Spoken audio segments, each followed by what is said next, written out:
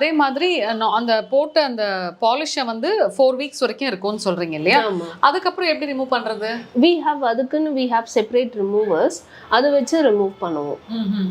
Puff பண்ணிட்டு we will have a special அதுக்கான ஒரு ப்ராடக்ட் இருக்கு where we'll keep it and then remove it. இதனால வந்துட்டு எந்த ஸ்பாயிலும் ஆகாதா? இல்ல உங்களுக்கு எந்த ஒரு யூவி லைட், எல்லாருமே யூவி லைட்ன்றதுனால ரொம்ப difficult which is not harmful அப்படின்னு யோசிப்பாங்க. UV lamp is nothing but it's like UV light from the sun, அதுதான். So it is no side effects, no harmful, அதனால எந்த ஒரு பாதிப்பும் இருக்காது. பொதுவாக ஒரு காலத்தில் பார்த்தீங்கன்னா நல்லா இந்த ஹோம்மேட் இந்த பைத்த மாவு கடலை மாவுன்னெலாம் போட்டுட்டு இருந்தாங்க. அப்புறம் இப்போ பார்த்தீங்கன்னா ஸ்கின் மெயின்டெனன்ஸ் அப்படின்றது ரொம்பவே குறைவாக இருக்குது. ஆக்சுவலாக ஸ்கின் எந்த அளவுக்கு இப்போ நிறைய பேர் மெயின்டைன் பண்ணணும்னு நினைக்கிறாங்களோ கையை வந்து மெயின்டைன் பண்ண மாட்டாங்க. எனக்கு தெரிஞ்சு மெனிக்யூர்லாம் யாரும் பண்ண மாட்டாங்க.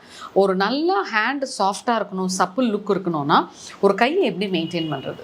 லைக் நீங்கள் சொன்ன மாதிரி தான் மேனிக்யூர்ஸ் ரெகுலராக பண்ணிட்டு வரப்போ cuticle area is very important. அது கியூட்டிக்கல் ஏரியாவை நல்லா க்ளீன் பண்ணி மெயின்டைன் பண்ணிவிட்டு அதுக்கப்புறம் ஹேண்ட் லோஷன்ஸ், மாய்ஸ்சரைசர் அந்த மாதிரி நிறைய மார்க்கெட்டில் கிடைக்குது.